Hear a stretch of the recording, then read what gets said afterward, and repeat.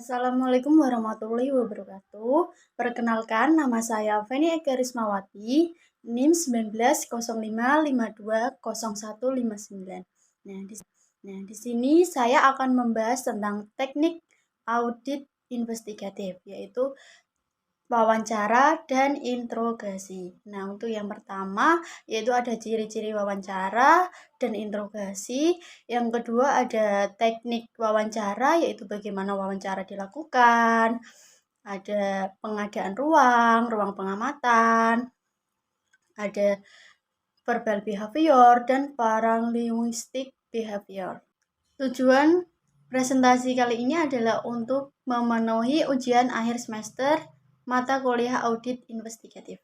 Sebelum kita membahas tentang ciri-ciri wawancara dan ciri-ciri integrasi, nah, sekarang apakah teman-teman sudah tahu mengenai apa itu wawancara dan interogasi?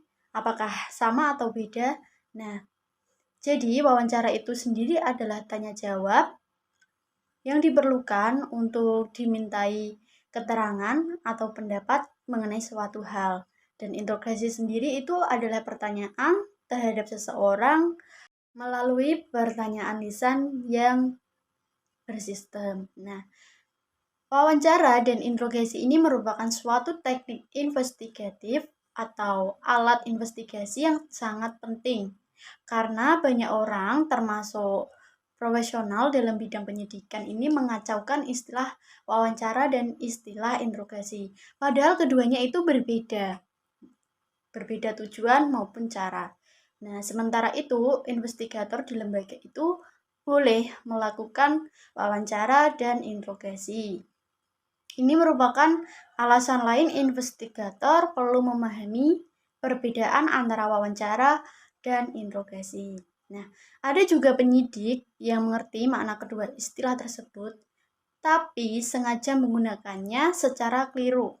Misalnya, untuk memberi kesan kepada majelis bahwa ia tidak menggunakan kekerasan, maka ia menggunakan istilah wawancara, padahal istilah interogasi itu lebih tepat menggambarkan tindak pemeriksaan atau investigasinya. Nah, kita tadi sudah belajar tentang apa itu wawancara dan interogasi, dan banyak sekali orang yang tidak menggunakan istilah wawancara dan interogasi pada tempatnya.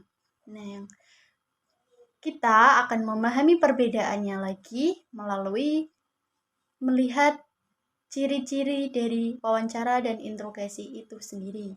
Nah, sekarang ciri-ciri wawancara yang pertama yaitu adalah wawancara itu bersifat netral atau tidak menuduh. Nah, sekalipun investigator mempunyai alasan untuk percaya bahwa yang bersangkutan terlibat dalam kejahatan atau ia telah berbohong, substansi dan caranya itu bersifat netral, tidak menuduh.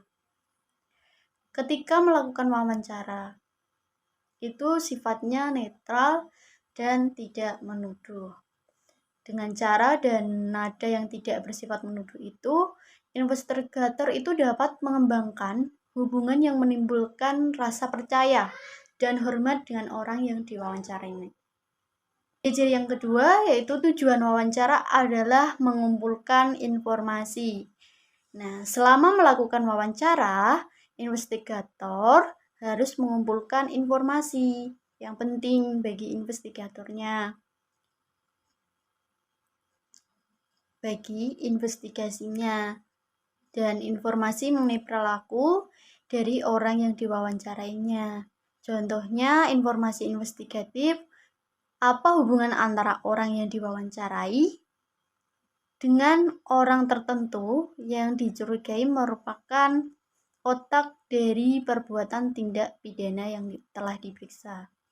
Nah, contoh behavioral information itu keterangan mengenai perilaku orang yang diwawancarai ketika ia menjawab pertanyaan. Bagaimana ia duduk, kontak mata dengan yang mewawancarainya, ekspresi wajah, caranya memberi tanggapan atau jawaban. pilihan kata atau kalimat. Semua ini itu dapat memberi petunjuk apakah ia itu berkata jujur atau bohong. Intinya, pewawancara harus menilai kredibilitas dari tanggapan yang diberikan oleh orang yang diwawancarai, yaitu dilakukan melalui evaluasi atas sikap atau behavior respon selama mewawancara, seiring dengan penilaian atas substansi informasi yang diberikan. Nah, ciri-ciri wawancara yang ketiga adalah wawancara itu dapat dilakukan pada awal investigasi. Karena apa? Karena tujuan wawancara adalah mengumpulkan informasi. Tentunya semakin banyak informasi yang diketahui pemeriksa sebelum melakukan investigasi atau sebelum wawancara dimulai, semakin baik wawancara terkadang itu terpaksa dilakukan. Meskipun pemeriksa baru mempunyai gambaran kasar tentang bagaimana kemungkinan kecurangan itu dilaksanakan, atau bahkan sebelum pemeriksa dapat mengidentifikasi bukti yang harus diperolehnya. Ciri-ciri wawancara yang keempat adalah wawancara itu dapat dilakukan dalam berbagai lingkungan atau berbagai suasana. Nah, pemeriksa terkadang mempunyai peluang menemui orang itu di kantornya atau dalam perjalanan, dari tempatnya makan, atau sedang di jalan, dalam mobil, dan lain-lain. Memang idealnya wawancara itu dilakukan dalam suatu ruangan khusus. Ciri-ciri wawancara yang kelima yaitu bersifat cair, tidak struktur, dan bisa melompat dari satu pokok ke suatu pokok pembicaraan lain. Nah, sebelum wawancara dimulai, pemeriksa itu mempunyai gambaran mengenai apa? Yaitu mengenai informasi apa yang ingin dikumpulkannya. Namun, ia juga tidak boleh kaku. Nah, secara kreatif, ia tuh harus mengembangkan pertanyaan atas informasi yang diterimanya selama wawancara berlangsung. Informasi baru mungkin tidak diduga atau diharapkannya. Namun pemeriksa itu juga harus pandai, yaitu pandai membaca suasana, misalnya untuk memutuskan apakah wawancara diteruskan atau dihentikan, meskipun semua informasi itu belum diperolehnya.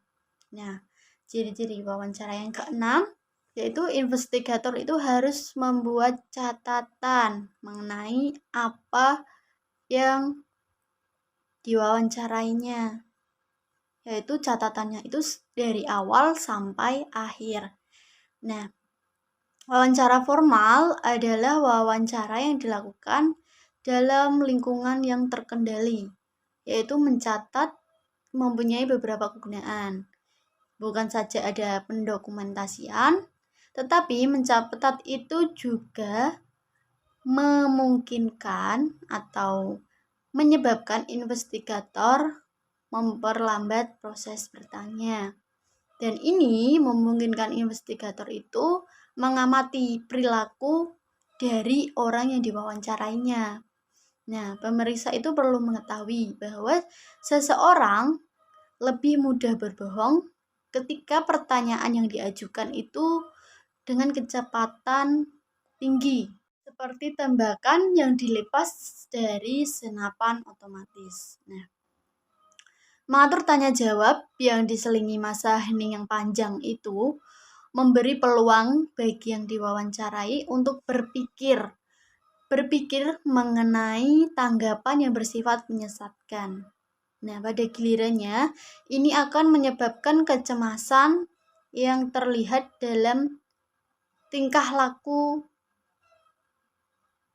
penipu atau menipu, Juga kalau yang diwawancarai adalah orang yang tidak bersalah, ia akan bingung menghadapi pertanyaan yang diajukan dengan kecepatan tinggi. Nah, kita sudah belajar mengenai ciri-ciri dari wawancara. Sekarang kita belajar mengenai ciri-ciri dari interogasi. Nah, ciri-ciri dari interogasi yang pertama yaitu bersifat menuduh.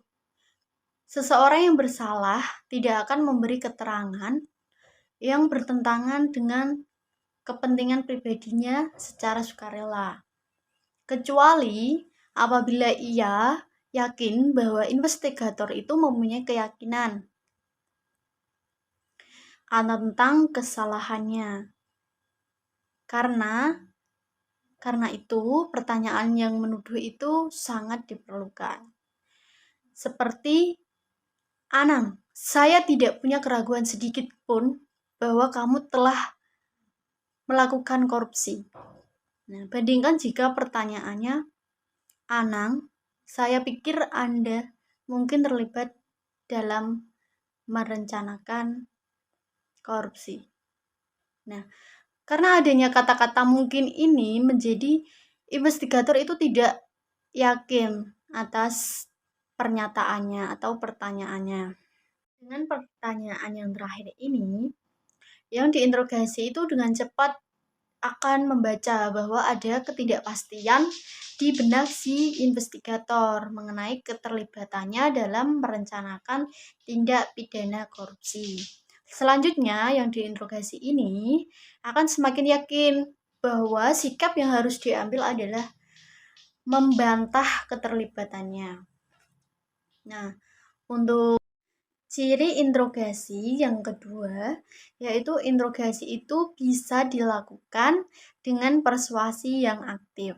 Nah, interogasi dilakukan karena investigator percaya bahwa dalam wawancara sebelumnya itu kan bersifat netral tadi. Nah, jadi investigator itu percaya bahwa dalam wawancara sebelumnya yang bersifat netral tadi, orang itu telah berbohong. Nah, maka dari itu, untuk membujuknya menceritakan suatu kebenaran, seorang investigator itu akan membuat pernyataan, bukan pertanyaan. Nah, taktik ini akan mendominasi seluruh interogasi. Sebelum seseorang mengaku bersalah, ia harus bersedia menghadapi pernyataan-pernyataan dari investigator. Nah, ciri dari interogasi yang ketiga yaitu tujuan interogasi adalah mengetahui yang sebenarnya.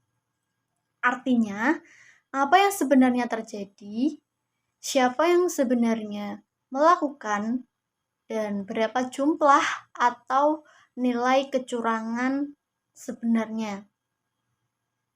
Nah, ada persepsi bahwa tujuan interogasi adalah mendapat pengakuan bersalah. Ini keliru. Padahal interogasi itu untuk mengetahui yang sebenarnya. Apakah dia itu bersalah atau emang benar-benar tidak bersalah. Nah, contohnya seseorang sedang sial, ia itu dikira berbohong dalam wawancara sebelumnya. Karena itu, selanjutnya ia diinterogasi. Setelah diinterogasi, baru ketahuan bahwa ia itu tidak bersalah. Dalam hal ini, investigator itu seolah-olah gagal mendapat pengakuan bahwa orang itu bersalah. Namun, ia itu sebenarnya berhasil. Interogasinya itu mengungkapkan kebenaran bahwa orang yang dicurigai ternyata tidak bersalah. Nah, interogasi juga sering berakhir dengan pengakuan bersalah oleh pelaku. Pada contoh ini, keberhasilan interogasi itu bukan diwujudkan dalam pengakuan bersalah, tapi dalam pengetahuan siapa yang sebenarnya bersalah.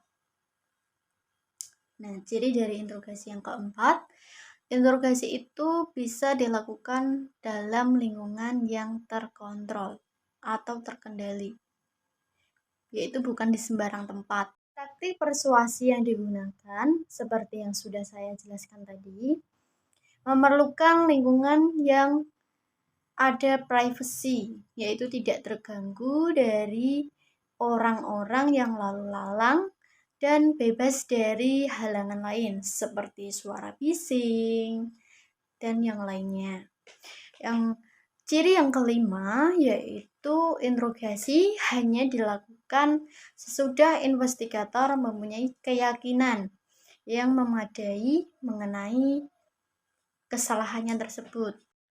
Investigator harus mempunyai alasan untuk percaya bahwa seseorang itu berbohong. Nah, tidak boleh mengabaikan petunjuk. Alasan ini mungkin berupa perilakunya itu selama wawancara, keterangan yang diberikan itu berubah-ubah, padahal pertanyaannya itu sama. Nah, adanya petunjuk bahwa ia berbohong dan lain-lain itu, interogasi ini tidak boleh digunakan sebagai alat atau cara utama untuk menilai jujur tidaknya seseorang. Kebenaran ini seharusnya dapat dicapai dalam wawancara yang bersifat tidak menuduh. Nah, ciri dari interogasi yang keenam adalah investigator itu tidak boleh membuat catatan sampai tertuduh itu menceritakan yang sebenarnya dan berketetapan hati untuk tidak beringut dari posisi itu. Nah, membuat catatan terlalu dini itu akan mengingatkan tertuduh bahwa keterangannya itu akan merugikan dirinya. Bahkan, para pakar itu menyarankan bahwa bukan saja catatan dibuat sesudah tertuduh sepenuhnya mengakui apa yang sebenarnya terjadi, pengakuan itu juga harus disaksikan investigator lain. Barulah setelah ada pengakuan yang disaksikan investigator lain, investigator itu mendokumentasikan pengakuan tersebut dan segala perincian dari pengakuan. Nah, tadi kita sudah belajar mengenai apa itu wawancara, apa itu interogasi, ciri-ciri dari wawancara, ciri-ciri dari interogasi. Selanjutnya saya akan menjelaskan mengenai teknik wawancara. Nah, melalui analisis dan pengamatan yang tajam, beberapa fakta itu memungkinkan pemeriksa untuk membuat sketsa awal dari fraud yang terjadi. Nah, sketsa awal ini dikembangkan, didalami, dan diperluas dengan wawancara. Nah, yang pertama, sebelum melakukan wawancara, bahkan sebelum ada kontak dengan orang yang dicurigai melakukan fraud, investigator itu harus menguasai semua fakta yang terkumpul dengan baik. Dan investigasi itu umumnya dilakukan oleh suatu tim yang terdiri atas beberapa investigator. Nah, yang kedua, mereka itu bersama-sama menganalisis dan mendebatkan fakta-fakta yang terkumpul, membuat rekaan atau dugaan sementara. Investigator yang akan melakukan wawancara itu harus menguasai fakta dan memanfaatkan sepenuhnya fakta-fakta ini. Ia harus memisahkan fakta dari apa yang menjadi dugaannya atau dugaan rekan-rekannya. Kalau tidak, dalam wawancara pelaku akan cepat mengetahui fakta-fakta yang belum diketahui investigator. Nah, yang ketiga, wawancara harusnya itu dimulai dengan orang-orang yang diduga itu paling kecil menjadi pelaku atau ikut serta dalam kecurangan. Dilanjutkan dengan orang-orang yang karena alasan pribadi itu ingin menjadi whistleblower dan diakhiri dengan mereka yang diduga menjadi otak perencana dari tindak pidana korupsi atau kecurangan lainnya. Yang keempat, dalam kasus korupsi, semisal orangnya itu banyak, korbannya itu banyak, maka harus ditanya para korban itu terlebih dahulu. Karena para korban itu merupakan sumber informasi yang sangat penting. Juga kesesuaian jawaban mereka itu menjadi suatu keandalan, yaitu keandalan informasi itu sendiri. Nah, yang kelima, tidak boleh mengabaikan adanya bukti petunjuk. Nah, karena seringkali ketika tidak ada bukti yang kuat mengenai pelaku, bukti petunjuk itu jangan diabaikan. Contohnya, suatu fraud terjadi di bank, di mana rekening koran nasabah tertentu didebet, padahal mereka itu tidak melakukan pengeluaran apapun. Nah, dari segi pemrosesan cek di bank itu, ada petunjuk bahwa teller tertentu yang melakukan. Namun secara kebetulan, teller itu adalah seorang istri dari seseorang yang kaya. Dan ia sendiri mempunyai tabungan dengan saldo yang lebih besar dari kecurangan atau dari jumlah fraud. Nah, investigator mendalami bukti petunjuk melalui wawancara. Beberapa sampel dari cek yang diproses teller itu dinyatakan secara saksama, dan teller itu akhirnya mengakui perbuatannya yang katanya didorong oleh keinginan membantu biaya pengobatan ibunya yang menderita kanker.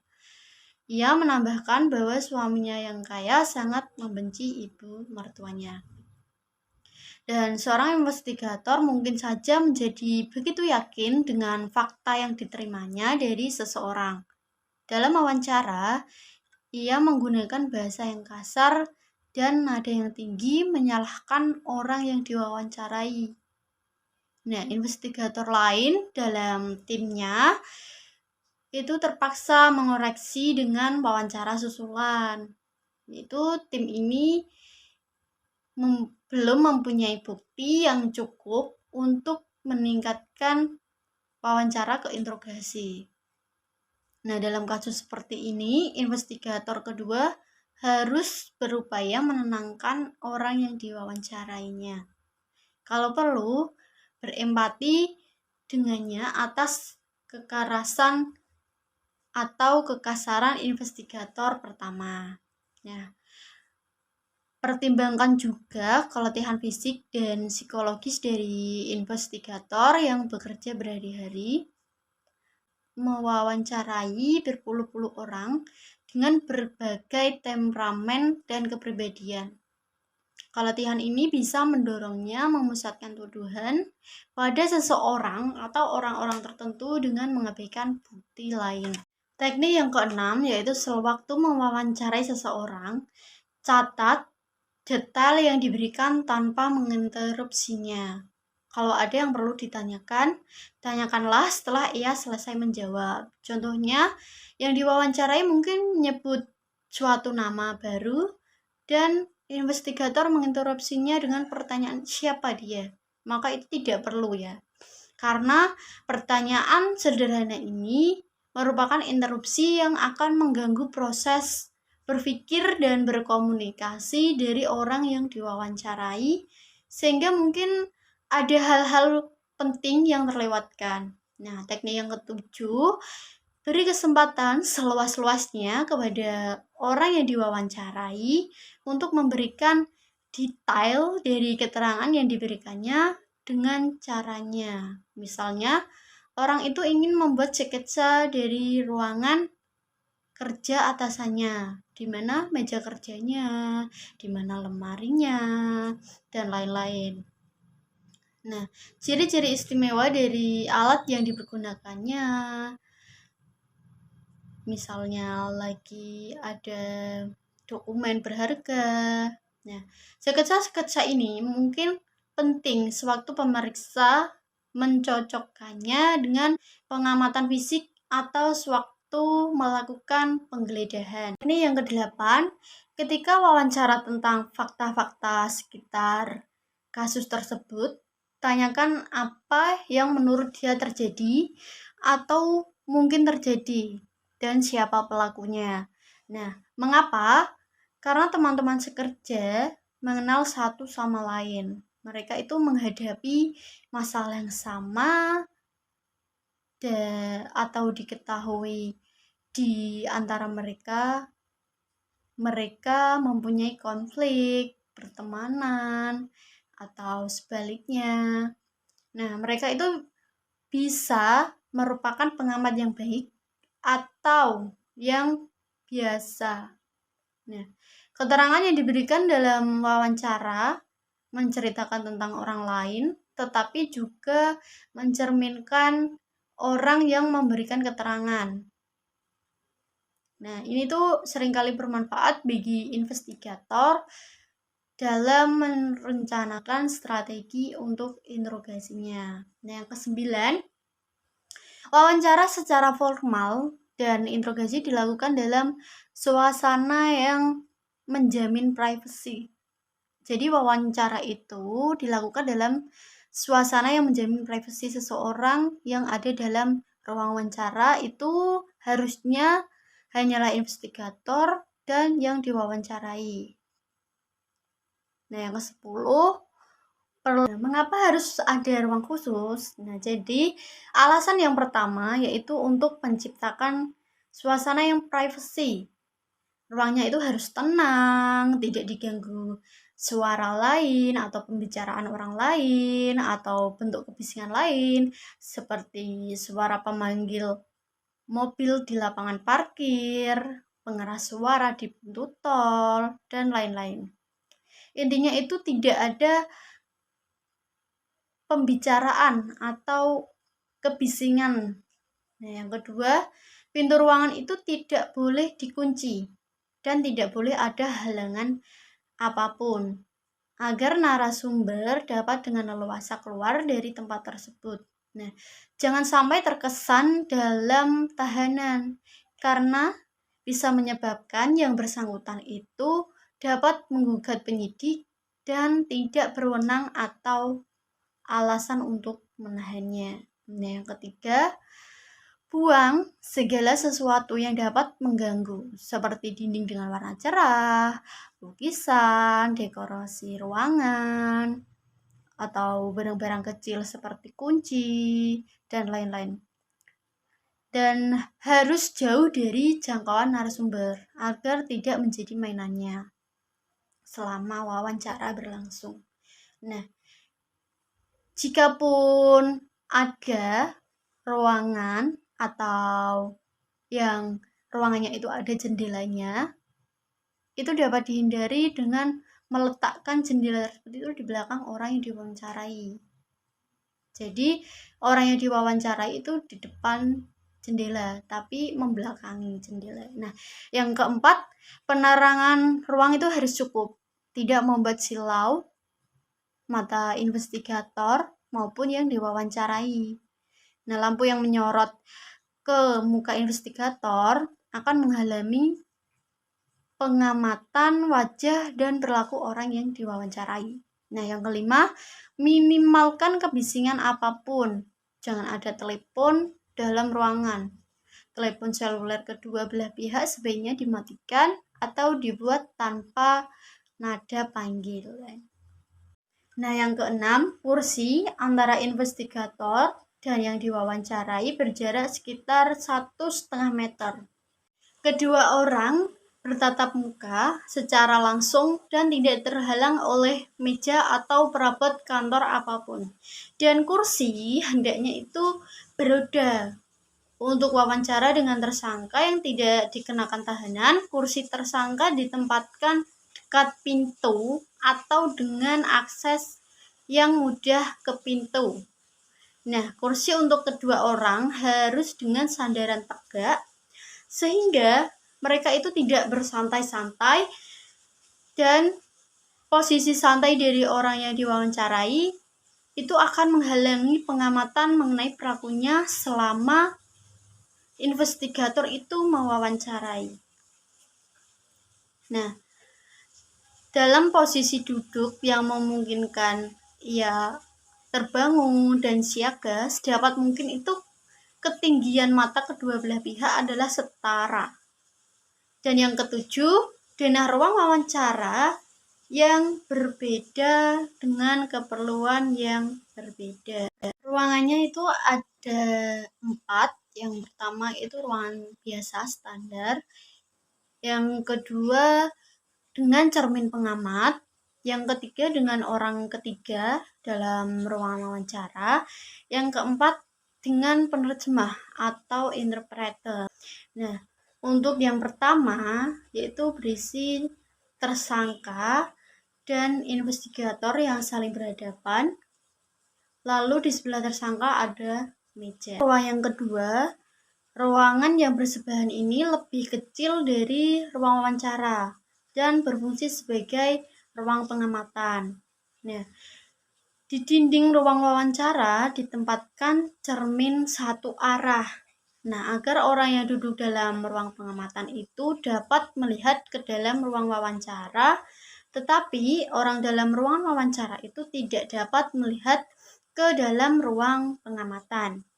Nah, mikrofon tersembunyi juga dipasang dalam ruang wawancara sehingga pengamat di sebelahnya itu dapat mendengarkan apa yang sedang dibicarakan oleh investigator dan tersangka.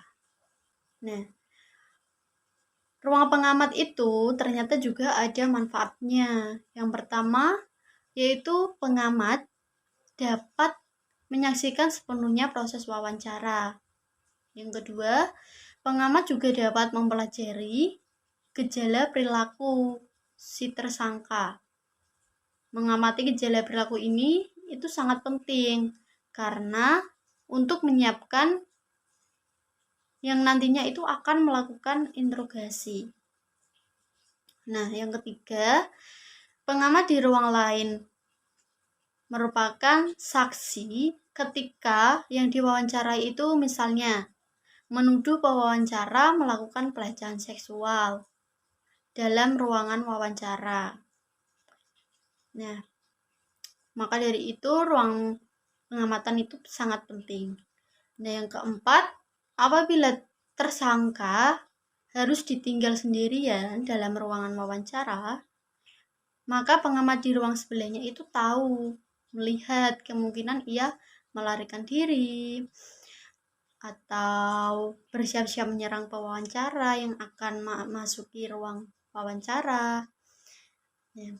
Fungsi yang kelima, dalam tindak pidana yang melibatkan beberapa tersangka, ruang ini itu berguna untuk mengamati perilaku yang tidak tampak ketika wawancara itu dilakukan perorangan. Contohnya, jika seseorang yang diwawancarai dalam ruang wawancara dan diamati dari ruang sebelahnya, seseorang di antara mereka itu memberi isyarat kepada temannya untuk tidak membuka mulut. Nah, tersangka tersebut dikeluarkan dari ruangan itu dan diberitahu dalam interogasi bahwa investigator mengetahui kalau ia itu memberi isyarat untuk tidak membuka mulut. Nah, akhirnya kedua tersangka itu memberi pengakuan yang mereka tidak mau berikan dalam wawancara secara perorangan. Jika undang-undang mengizinkan perekaman gambar dan suara dari wawancara, maka rekaman ini yang pertama memungkinkan investigator melakukan pengamatan selama berlangsungnya wawancara dan juga sesudahnya. Yang kedua, dapat mengganti berita acara wawancara atau memudahkan pembuatan berita acara itu atau sebagai pendukung berita acara yang ringkas. Yang ketiga, dapat menjadi bukti ketika tersangka mengklaim bahwa wawancara atau interogasi itu dilakukan dengan di bawah tekanan. Nah, yang keempat, dapat menjadi alat pelatihan bagi para investigator. Mereka itu dapat belajar sikap, ucapan, perilaku yang boleh dan tidak boleh ditampilkan selama wawancara atau interogasi. Dalam tindak pidana yang menggunakan kekerasan, di mana anak di bawah umur menjadi korban, nah anak ini itu harus ditemani oleh orang tuanya. Maka ruang yang pas itu adalah ruang yang ketiga, yaitu dengan orang ketiga. Nah, tempat duduknya seperti ini, yaitu ada tersangka yang berhadapan dengan investigator, dan di sebelah tersangka ada meja, lalu di sebelah meja itu ada orang ketiga. Misalnya tadi kan anaknya, nah di sebelah anaknya itu ada meja, dan sebelah meja ibunya. Nah, yang keempat, orang yang diwawancarai atau pewawancara mungkin itu memerlukan penerjemah atau interpreter. Misalnya, jika orang yang diwawancarai itu bahasa isyarat, apa ya, yang diwawancaranya itu tidak bisa berbicara semisal, atau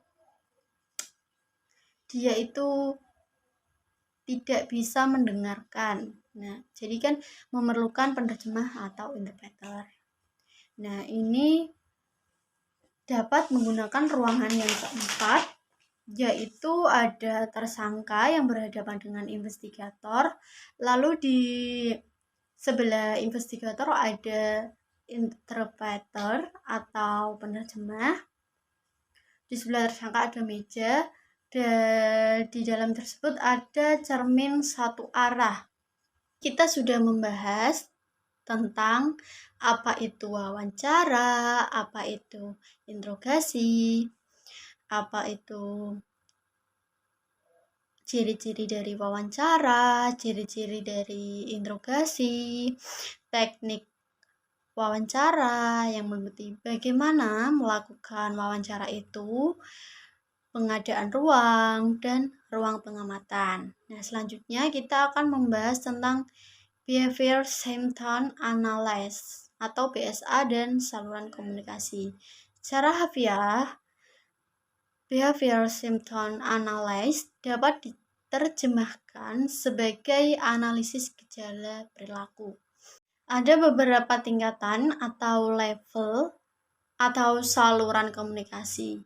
Nah, makna sebenarnya dari ucapan-ucapan seseorang itu diperkuat atau diubah oleh berbagai saluran tadi, seperti kegagapan, sikap tubuh, gerak tangan, mimik wajah, atau nada suara.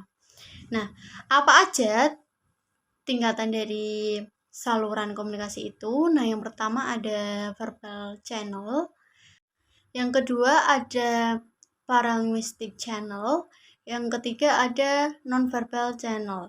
Nah, apa sih verbal channel itu sendiri? Nah, jadi verbal channel itu adalah ucapan yang keluar dari mulut seseorang, yaitu ada pilihan kata atau susunan kata-kata yang digunakannya untuk mengirimkan pesan. Nah, yang kedua itu tadi paralinguistic channel. Paralinguistic channel adalah ciri-ciri dari percakapan di luar ucapan. Yang ketiga ada non-verbal channel. Nah, non-verbal channel ini adalah sikap tubuh, gerak tangan, dan mimik wajah.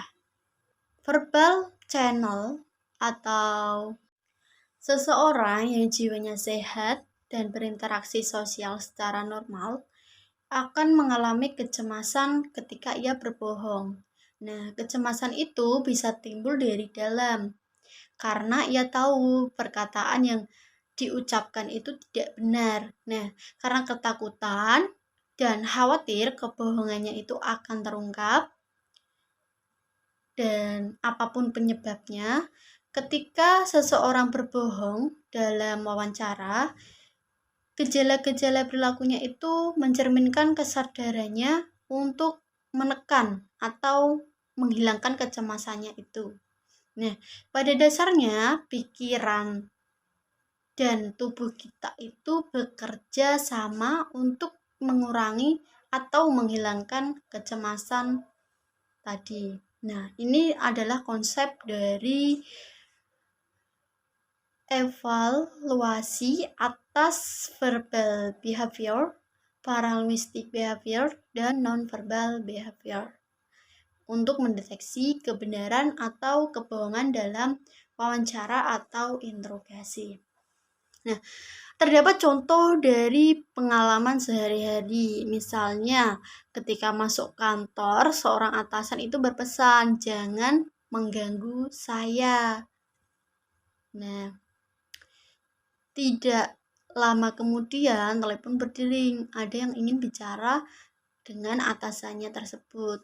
Nah, maka sekretaris tersebut itu berbohong, yaitu mengatakan Bapak tidak bisa bekerja lagi di sini atau Bapak sedang di luar kota. Namun, ini itu adalah kebohongan yang teramat besar dan hanya akan menimbulkan kecemasan yang tidak perlu.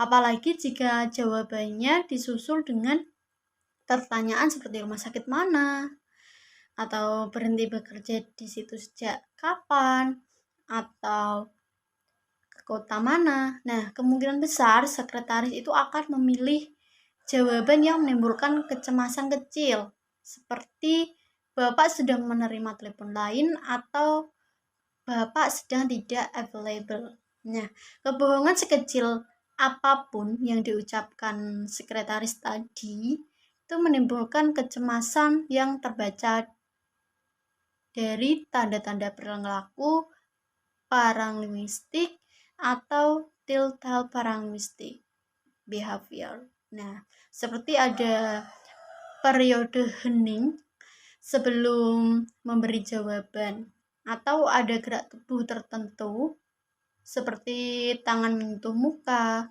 atau paralinguistic behavior dan nonverbal behavior tadi membantu mengurangi kecemasan yang dialami oleh sekretaris. Nah, ketika harus menjawab pertanyaan dalam suatu wawancara, seseorang itu mempunyai 4 pilihan. Yang pertama itu berbohong, yang kedua mengelak atau menghindar, yang ketiga mengakui secara tersamar, yang keempat menceritakan apa adanya.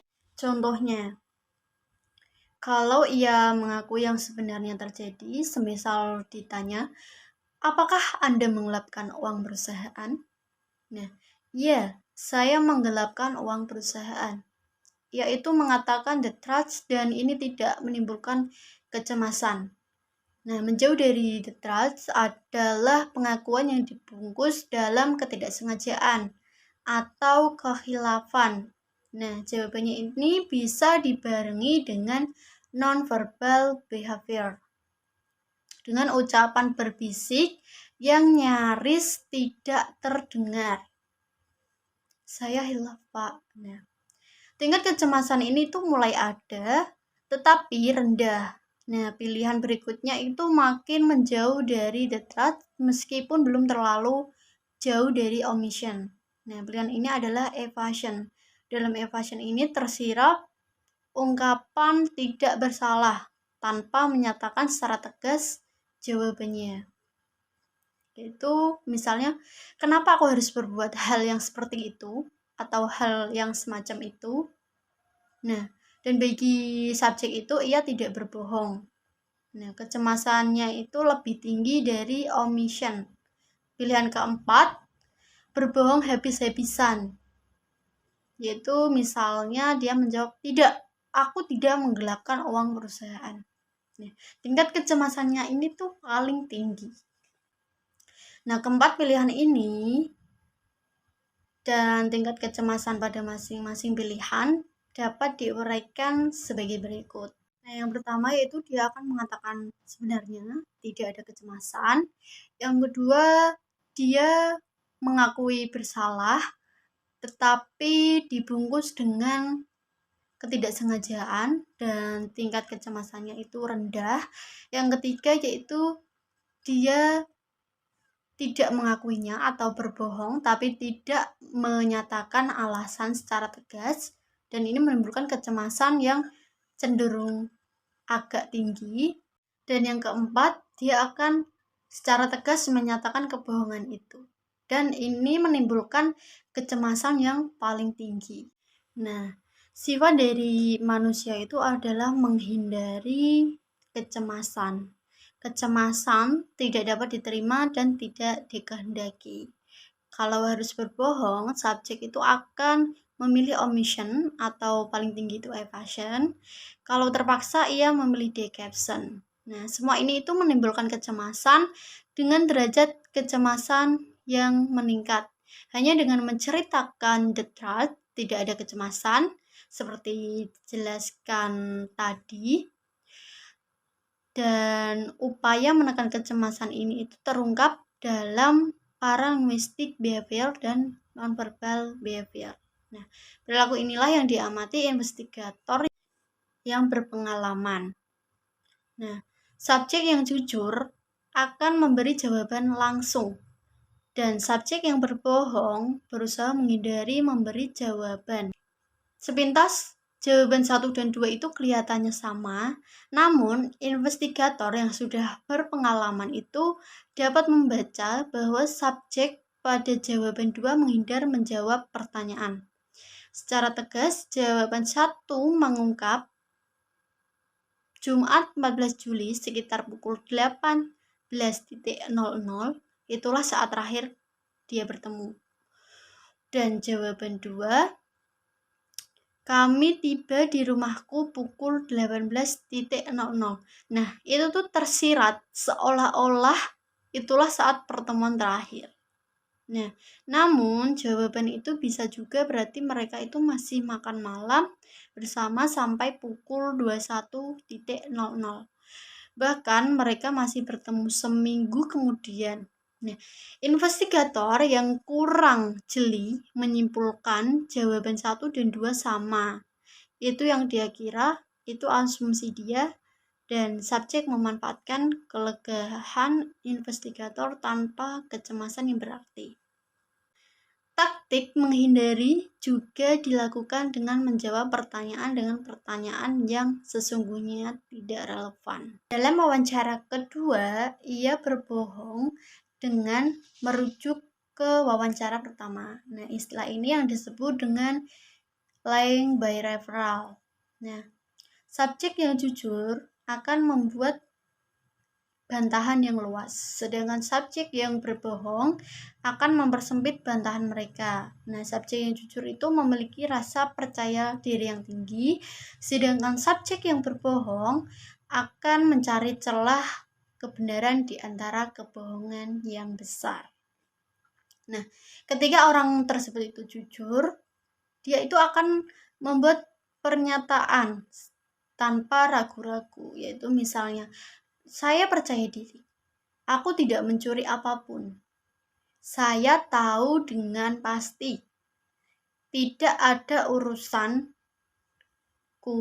dengan korupsi yang sedang diusut. Nah, kita itu harus berhati-hati dalam menerapkan pengamatan ini.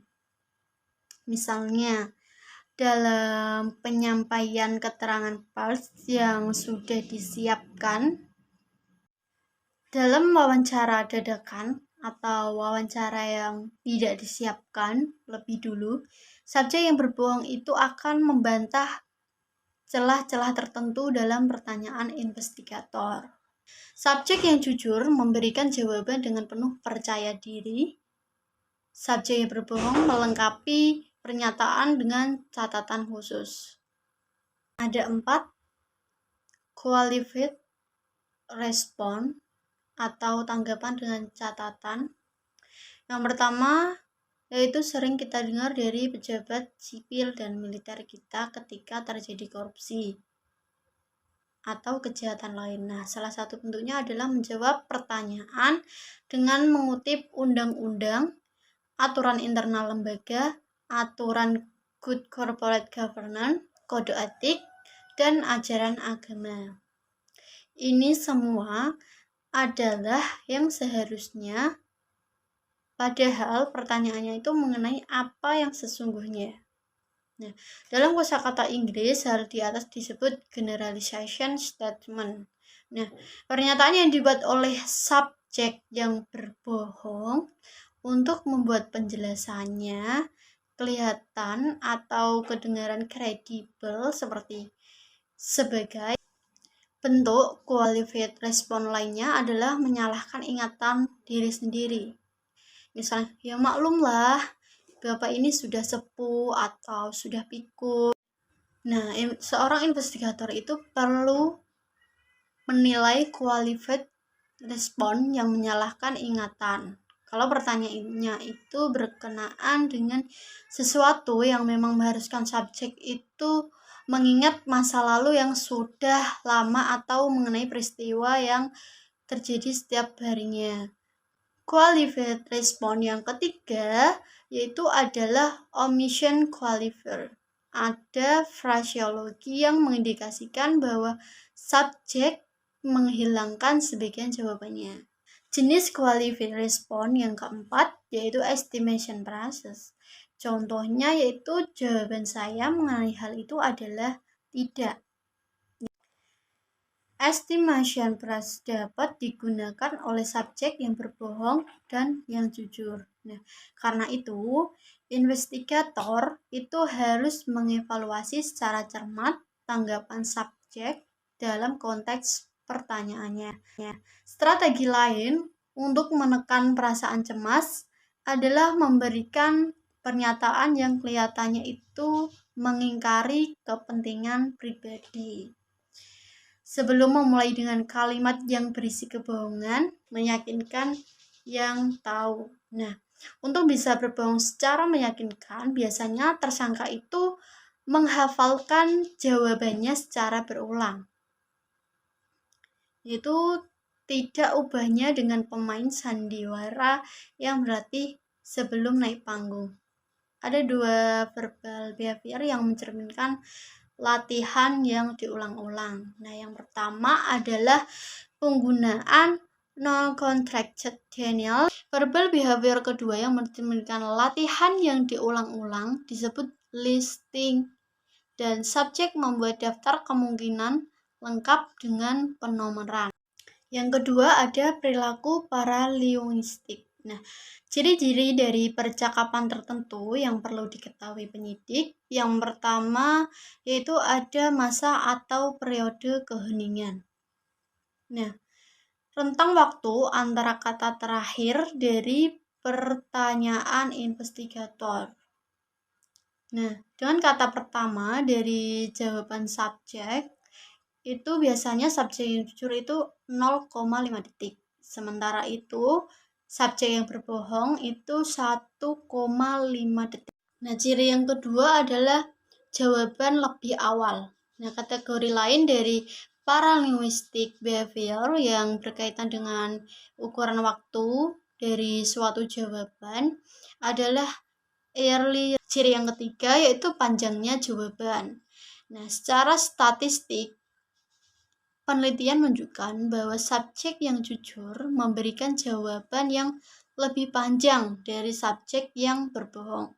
Nah, subjek yang jujur ingin memberikan jawaban yang selengkap mungkin dan seringkali menawarkan informasi tambahan yang tidak diminta investigator.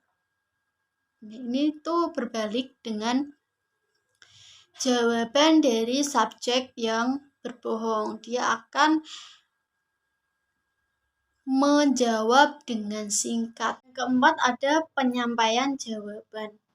Penyampaian jawaban terlihat dari kecepatan, tinggi rendahnya nada, kejelasan. Jadi yang kelima adalah continuity of the response atau kelanjutan dari jawaban. Jawaban yang jujur akan mengalir dengan bebas dan merupakan tanggapan yang spontan dan apa adanya. Jawabannya itu mengalir sebagai satu alur pikiran, satu kalimat disusul dengan kalimat yang lain, sambung menyambung, tidak meloncat-loncat dari satu alur ke alur yang lain. Dan sebaliknya, subjek yang berbohong itu ada perilaku berhenti kemudian jalan.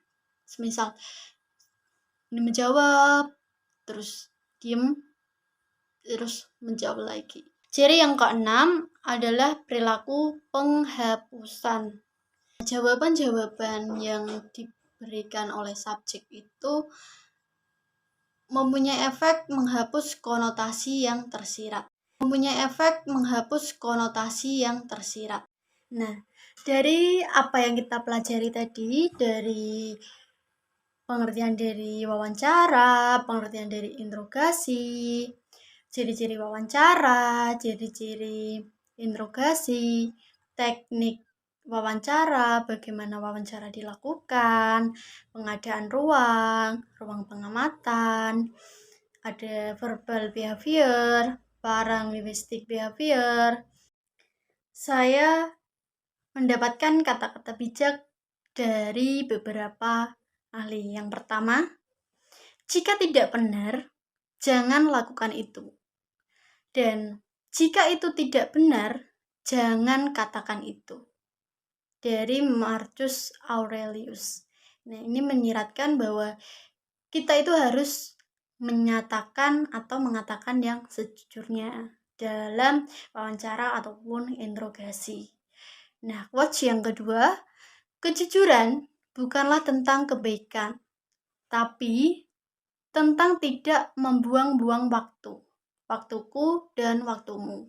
Ini maksudnya bisa dimaksudkan dengan ketika wawancara atau interogasi, itu harus mengatakan yang sejujurnya, agar tidak membuang-buang waktu investigator maupun tersangka. Nah, quotes yang ketiga itu dari Marliana Kuswanti. Tak ada panggung untuk mementaskan drama di sini. Yang ada hanya kejujuran. Kejujuran adalah potret hidup yang senyatanya.